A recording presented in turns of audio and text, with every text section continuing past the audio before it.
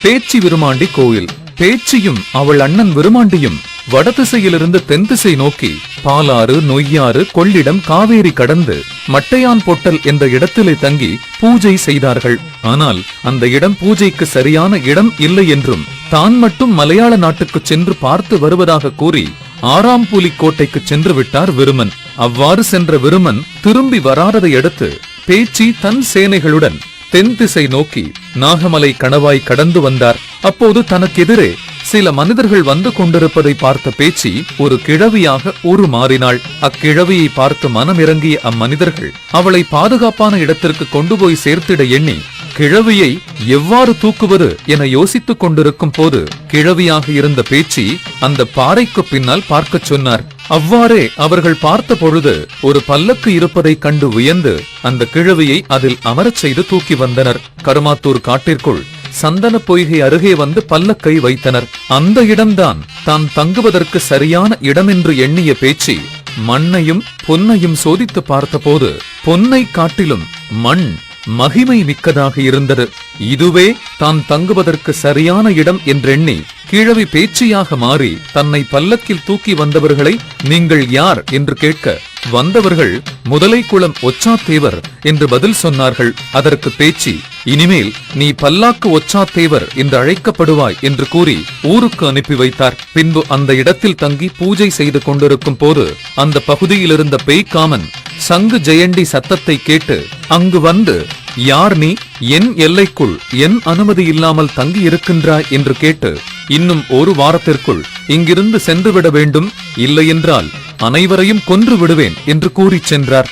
செய்வதறியாமல் திகைத்த பேச்சி ஆறாம்புலிக்கோட்டை சென்று தன் அண்ணன் விருமனை அழைத்தாள். அதற்கு விருமாண்டி இங்கு எனக்கு 3 கால பூஜை உட்பட தினமும் ஒரு சூலி பெண்ணும் 3 கடாய்களும் அளிக்கிறார்கள், அதுபோல் தர இயலுமா என்று கேட்டார். பேச்சி 6 கால பூஜை தருவதாக கூறி விருமனை அழைத்து வந்து தன் பூஜையை தொடங்கினார். உடனே பேய்காமன் யார் இவள், இவ்வளவு சொல்லியும் கேட்கவில்லையே என்ற ஆங்காரத்தில் வந்து அவர்களை தாக்க பார்க்கிறார். அப்போது விருமாண்டி எதிர்த்து தாக்கி இருவருக்கும் இடையே சண்டை நடக்கிறது. இரு சாமிகள் சண்டையிடுவதால் பூமி அதிர்கிறது. சொக்கரும் அழகரும் மத்தியஸ்தம் செய்யுமாறு முருகனை அனுப்பி வைத்தனர். முருகன் இருவரையும் அழைத்து மேற்கில் தொட்டப்ப நாயக்கனூர் படிவாசலில் கொடி ஒன்று ஊண்டி வைப்போம், அக்கொடியை விருமன் எடுத்து வர வேண்டும். கிழக்கில் மொட்டை கோபுரத்தில் கொடி ஒன்று ஊன்றப்படும், அதை பேய்காமன் எடுத்து வர வேண்டும். முதலில் யார் வருகிறார்களோ அவர்களே வெற்றி பெற்றவர் என்று அறிவிக்கப்படும் என்று கூறி விருமாண்டிக்கு நொண்டி குதிரையை கொடுத்தார். விருமாண்டி கொடியை எடுத்துக்கொண்டு முதலில் வந்துவிட்டார். மேலும் கொக்குளத்திற்கு கட்டுப்பட்ட 2 கிராமங்களையும் தாண்டி கொடியை ஊன்றினார். அப்போது பேய்காமனுக்கு ஆதரவாக பேசிய முருகன் நீ சுற்றி வந்த கொக்குளம் மேலத்தெருவை மட்டும் பேய்காமனுக்கு விட்டுத்தர வேண்டும் என விருமனுக்கு உத்தரவிட்டார். உடனே பேச்சி முருகா, ஏற்கனவே நொண்டி குதிரையை கொடுத்து இப்போது விருமாண்டி சுற்றி வந்த எல்லையிலும் பங்கு கொடுக்க சொல்லி ஓரவஞ்சனையாக நீ தீர்ப்பு தந்துள்ளாய். எனவே இனி எக்காலத்திலும் என்னை வணங்கும் மக்கள் உன்னை வணங்க மாட்டார்கள் என்று ஆவேசம் கொண்டு கூறினார். அன்று முதல் கருமாத்தூர் மூனுசாமியை வணங்குகின்ற மக்கள் முருகனை வணங்குவது இல்லை. இது இன்று வரை நடைமுறையில் இருக்கின்றது. இவ்வாறாக மத்தியஸ்தம் செய்த இடம் இன்று தேனி ரோட்டில் ரயில்வே கேட் அருகில் மீனாட்சிப்பட்டியில் உள்ள மத்தியஸ்து கருப்பு கோவில் ஆகும். தீர்ப்புக்கு பிறகும் கூட பேய்காமனால் தனக்கு தொல்லைகள் வரும் என்று பயந்த பேச்சி தன் அண்ணன் விருமனை என்றென்றும் தன்னுடனேயே வைத்துக் கொள்ள திட்டம் ஒன்றை தீட்டி பூஜைக்கென்று போடப்பட்டிருந்த பந்தலில் பெரிதாக குழி ஒன்றை வெட்டி அதற்குள் 2 பூதங்களை மறைந்திருக்குமாறு உத்தரவிட்டார். விருமனை குழிக்கருகே அழைத்து வந்து தனது மோதிரம் விழுந்ததாக பொய் சொல்லி குழியை காட்டினாள்.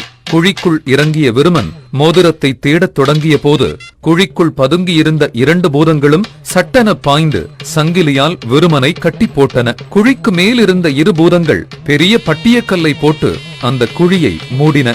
அந்த பட்டியக்கல் பேச்சி சன்னதிக்கு அருகில் குதிரை சிலைக்கு பின்பு இன்றும் இருக்கின்றது. விருமனுக்கு 6 கால பூஜை செய்வதாக கூறி அவனை அழைத்து வந்த பேச்சி அவ்வாறு செய்யாமல் வருடத்திற்கு ஒரு முறை ஆடி கடைசி வெள்ளி உச்சிக்கால பூஜையை மட்டும் செய்து வந்தாள். அப்பழக்கம் இன்றும் நடைமுறையில் உள்ளது.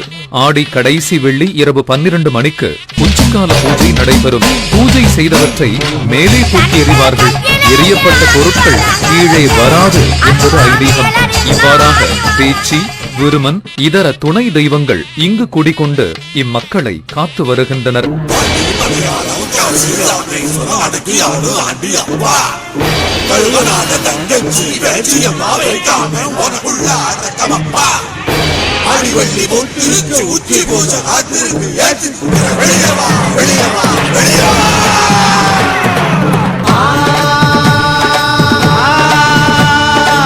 கருமாத்தூர் காட்டுக்குள்ளே ஒரு காலத்தில் காளியம்மா போல வந்தா பேச்சியம்மா. கருமாத்தூர் காட்டுக்குள்ளே ஒரு காலத்தில் காளியம்மா போல வந்தா பேச்சியம்மா. சைவ சமய படையல் வச்சு சர்வ சட்டியில் பொங்க வைப்பா, சாமிக்கெல்லாம் பூஜை வைப்பா, சங்க எடுத்து ஊதி நிப்பா. கருமாத்தூர் காட்டுக்குள்ளே ஒரு காலத்தில் காளியம்மன் போல வந்தா பேச்சியம்மா. சங்கு சத்தம் அந்த பொக்குளத்தில் உள்ள பேகாமன் காதில் கேட்டது.